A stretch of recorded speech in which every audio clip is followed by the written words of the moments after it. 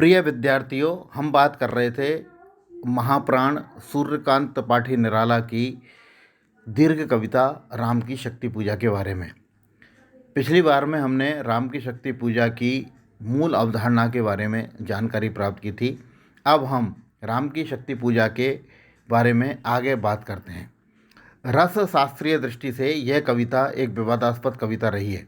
इसमें ओज की व्याप्ति देखकर और निराला के महाप्राणत्व का पूर्वाग्रह संयोजक कर समीक्षकों ने इसको अंगिरस वीर को माना है। मेरे विचार से, अर्थात कविता के भाव पक्ष और कला पक्ष के विचार से, इसका प्रतिपाद्य वीर पूजा नहीं बल्कि शक्ति पूजा है। इसमें प्रमुख हैं देवी शक्ति और शरणागति। राम को फलागम के रूप में देवी का कृपा प्रसाद मिला है। रस निष्पत्ति की दृष्टि से इसके आश्रय आलम्बन है क्रमशः राम और शक्ति। उद्दीपन मिला है जाम्बान के प्रबोधन शक्ति की करो मौलिक कल्पना से। प्रति उद्दीपन है विभीषण का विक्षोभ और युद्ध क्षेत्र का सिंहनाद। अनुभाव है राम का ध्यानावस्थित मुद्रा, पुलक और क्षोभ। संचारी भाव है स्मृति। प्रथम बार गौरी कन्या के रूप में शक्ति सीता की स्मृति, दूसरी बार सौभाग्यमयी और मातृशक्ति का ध्यान।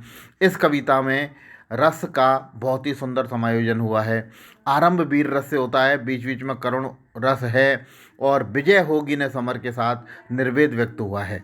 जनक वाटिका प्रसंग में श्रृंगार है, श्रृंगार में ओज का संचार होता है। फिर अपने दिव्य शस्त्रों का ध्यान करते हुए राम वीर रस से अद्भुत में पहुंच जाते हैं।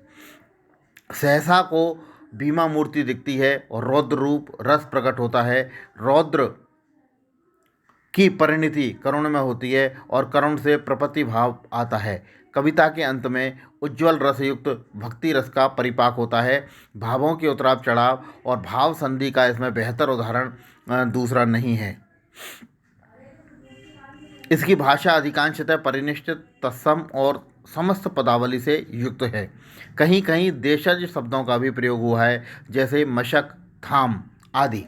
शेष शब्दावली पुष्ट प्रौढ़ है। आरंभ की 18 पंक्तियों में क्रियापद न देकर केवल सामासिक पद रचना द्वारा दिन भर के युद्ध का वृत्तांत आंखों देखे हाल की तरह प्रस्तुत किया है।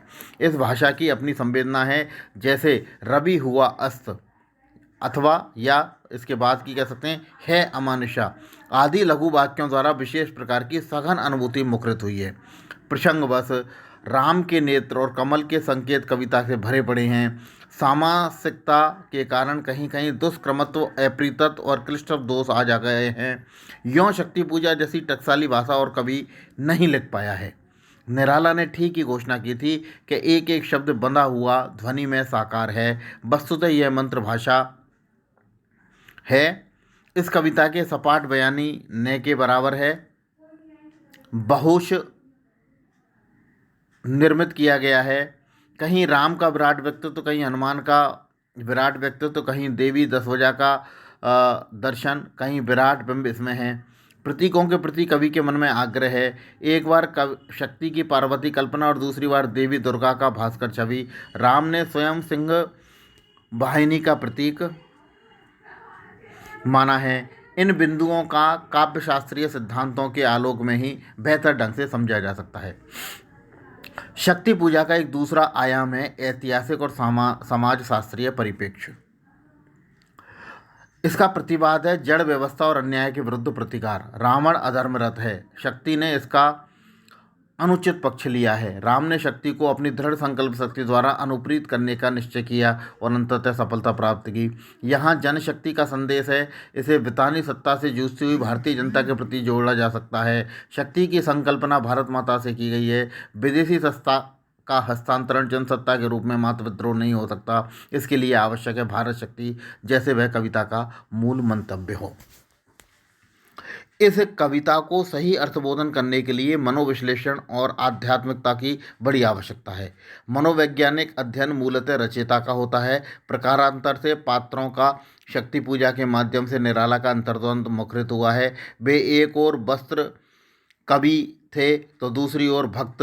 निराला स्वयं प्रबल आवेग से प्रेरित हैं। शायद इसलिए शक्ति पूजा के राम के भावों का अवरोह होता है। कभी क्रोध, कभी हताशा, कभी ओज, कभी संशय, कभी स्फीत राग, कभी कातर कृतन जड़ता स्पर्श करती है और कहीं न कहीं ऐसी स्थिति में विभिन्न मानवीय मनोभावों से आंदोलित भी राम दिखलाई देते हैं।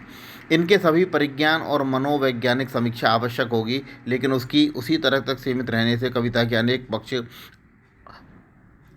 उद्घाटित रह जाएंगे। इसको आत्मसात करने की आवश्यकता है भारतीय आध्यात्म दर्शन के परिज्ञान से। इसमें वैष्णव, शैव और शाक्त तीनों संप्रदायों का सम्मिश्रण है। अष्टांग योग साधना, कुंडलिनी उत्पादन की प्रक्रिया और नवधा भक्ति को जाने बिना कविता का मर्म बोध संभव नहीं है।